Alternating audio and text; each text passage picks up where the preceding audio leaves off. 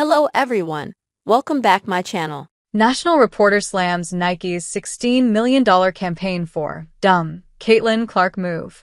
Caitlin-Clark is a perfect fit as a Nike athlete. The competitive fire that she has within her burns brighter every single day.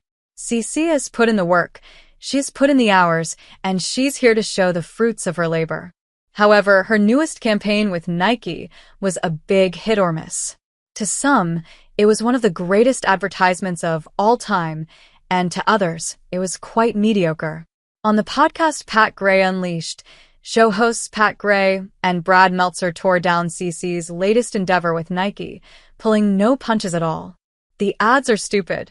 She's part of this You Can't Win, So Win campaign, and it's so dumb. They went on to talk about the Super Bowl commercial and how it made no sense.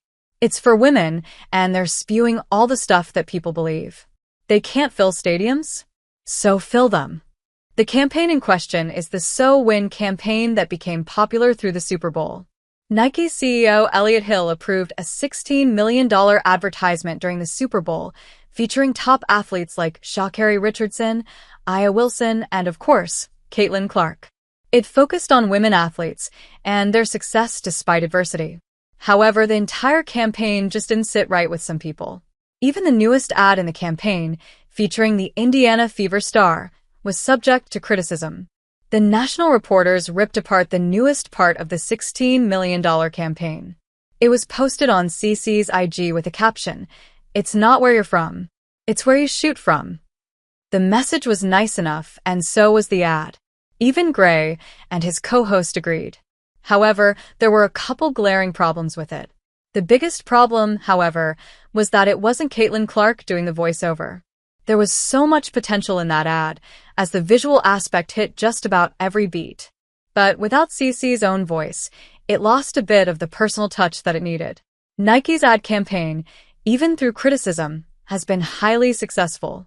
The WNBA is rising in popularity, and women's sports are on the up. However, the analysts pointed out some major issues with the league. The Indiana Fever has been the hub for a massive shift in WNBA fortunes. Caitlin-Clark, alongside the rest of her draft class, has brought a completely new set of eyeballs to the sport. Her popularity in the NCAA was just a glimpse of what was to come, as viewership and ticket sales have skyrocketed over the last year. However, all is not perfect for the W. Even with all of the increased footfall in WNBA stadiums, the league is still not doing as well as hoped. Through the league's best season, they still aren't able to turn a profit. Pat Gray and his co-host mentioned the same on their podcast. So many eyeballs have never been to the WNBA before, and even so, the WNBA lost between $40 and $50 last year. Their best year of all time was a $40 to $50 million loss. But it's not all bad for the league. Players are beginning to get the kind of compensation that they deserve. There's been a rise in the amount of brand deals and sponsorships offered to WNBA players, and salaries are expected to rise tremendously over the coming years.